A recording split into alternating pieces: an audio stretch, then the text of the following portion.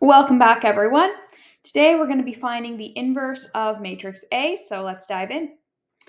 Okay, so there's a few steps to finding the inverse of a 3 by 3 matrix. The first one, though, is to find the determinant of that matrix. Now, I have an entire video on finding the determinant of a 3 by 3 matrix, so if you're unfamiliar, I would suggest reviewing that topic of finding the determinant of a 3 by 3 matrix. But I will briefly go over it here because we do need to find the determinant of this matrix in order to find the inverse of the matrix. Okay, so the determinant of matrix A can be found by taking our first one here, our first entry, which is 4, multiplied by 5 times -6, which is -30, minus 1 times 2, which is 2, so -2. Then we're going to subtract the second entry here, so -1. And then we're going to, of course, cross these out, and 2 times -6 is positive 12, minus 1 times 7 is 7, and then plus the third entry, which is 3 in this case, times -2 times 2, which is -4, and then minus -2 times -2, which is -4, like that. Or sorry, we did that one already. It's the next one. 7 times 5, so 7 times 5 is 35, so minus 35. Okay. So next, let's figure this out. This is going to be 4 times -32 minus 1 times 5 plus 3 times -39, like that. And then that is going to be -128 minus 5 minus, let's see, 3 times 39 is -117. So overall, the determinant is -250. And so that's our first step completed of finding the determinant of A. The next thing we need to do is we need to find the matrix of minors. So first we need to find the minor of A11. So what does this mean? Well, A11, this refers to the very first entry here because it refers to row 1, column 1. That's why there's two ones here. And so what is the minor of this? Well, basically if we cross out all of the first row, all of row 1, and all of column 1, we're left with just this matrix here. And we need to find the determinant of just this matrix here if row 1 and column 1 are canceled out. And how do we find the determinant of a 2 by 2 matrix?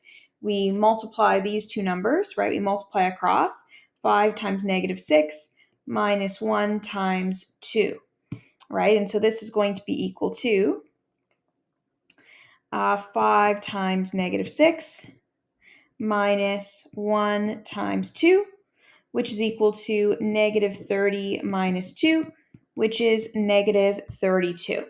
And now we have to do the same thing for the other minors. So the next one is going to be the minor of A12.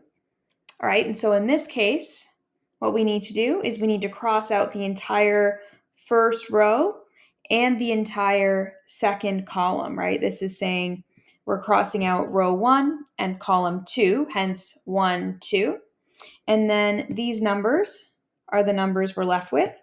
So -2 times -6 is going to be 12. And then minus 1 times 7 is going to be 7. And so that gives us 5 for that second one. Okay, now let's do minor of A13. So this is saying cross out row 1 and column 3, hence 1, 3. And then we're just going to look at this matrix here. So that's going to be -2 times 2, which is -4, minus 5 times 7 is 35. So that's going to be negative 39. Okay, now we need to do a minor of 2, 1.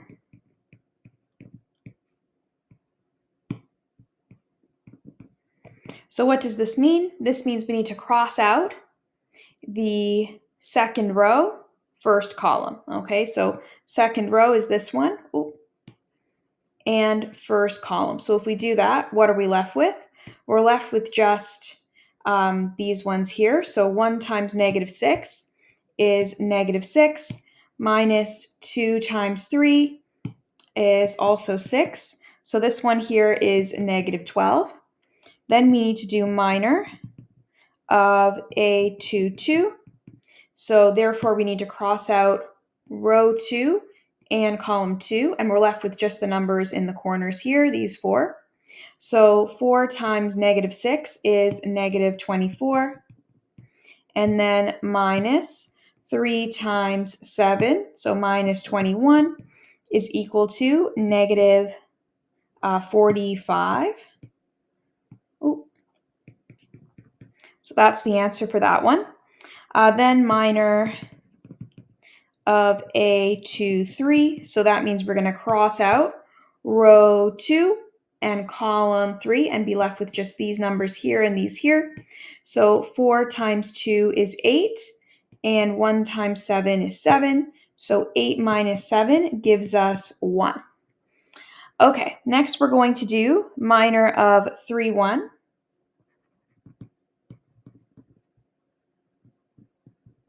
So here we're going to cross out row 3 and column 1 and be left with just this matrix up here. Okay, so 1 times 1 is 1, minus 3 times 5 is 15. So 1 minus 15 is negative 14. Then next, we're going to do minor of 3, 2. So here we're going to cross out row 3 and column 2 and just be left with these 4 numbers here. 4 times 1 is 4, minus 3 times negative 2 is negative 6. So we're going to get 4 minus negative 6, which is equal to 4 plus 6, which is equal to 10. Okay, cool. Next, we're going to do the minor, and actually this is the last one of these, which is good, of 3, 3. So here we're going to cross out row 3 and column 3. So row 3, column 3, and we're just going to have this right here. So 4 times 5 is 20, and then minus 1 times negative 2 is negative 2. So that's going to be overall 20 plus 2, which is 22. And there we go. That's step 2 completed. We found all of the minors of all of these. And so that's good to go then. Now the next thing we need to do is write down the matrix of these minors. So in the very first slot in A11, we're going to write negative 32, right? Because that's the first number we got right there. Then in the second spot in row 1, column 2, we're going to write 5. So 5 goes here. Then negative 39 goes here in row 1, column 3, and so on, right? We're just going to keep doing that same thing. So this next one is negative 12, negative 45, 1, negative 14, 10, and 22. So there we go. So this is called the cofactor matrix. Okay. Now, one thing about the cofactor matrix is it must have a certain pattern of signs.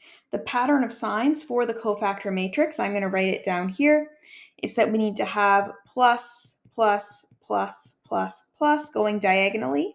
And then in these remaining 4 slots, we need to have minus. And so we need to apply this pattern to the matrix of the minors that we just made in order to get the true cofactor matrix. So the cofactor matrix is going to be over here. This first one is negative 32. So if we apply a plus sign to it, we're still going to get negative 32. And same with everything else in this kind of diagonal pattern here. Anything that just has plus, if we're adding a negative number, it still is negative. If we're adding a positive number, it still is positive. So actually, I'm just going to copy negative 45, negative 39, 22, and negative 14 here, as those are the ones where the sign doesn't change. And then for the remaining ones, the sign does change, right? So for 5, actually, I'll put in blue the ones where the sign does change, right? Because these are the ones where we apply a negative. And if we apply a negative to something, the sign is going to change. So here we would switch from 5 to negative 5. We switch from 12 to negative, or we switch from negative 12 to positive 12, rather. We switch from 1 to negative 1. And then we switch from 10 to negative 10. And so there we have our cofactor matrix. Okay, so step 4 is to transpose the cofactor matrix. So if we transpose this matrix, what does that mean? That means that rows become columns and columns become rows. And it's also called the adjugate matrix when we transpose this. So here in the cofactor matrix, the first row says negative 32, negative 5, negative 39. In this new matrix, in this adjugate matrix, that's going to be the first column. So negative 32, negative 5, negative 39, like that. Then what about the second row? That's going to become the second column. So second row is 12, negative 45, negative 1. So that's going to go here, 12, negative 45, negative 1. And last but not least, this third one right here, negative 14, negative 10, 22. That's going to go, that row 3 is going to go in column 3 in the transpose, like that. Okay, and then our very last step before finding the inverse is we need to apply the determinant that we found at the very beginning at this point. So that's going to be 1 over the determinant, which is 250, or actually I think it was negative 250. Let's actually check. Yes, it was negative 250. So therefore it's going to be negative 1 over 250 times the adjugate matrix.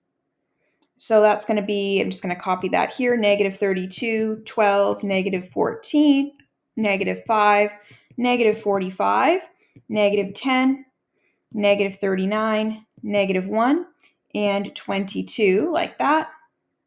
And then actually, if we are to simplify that a bit further, I'll put the final answer right up here.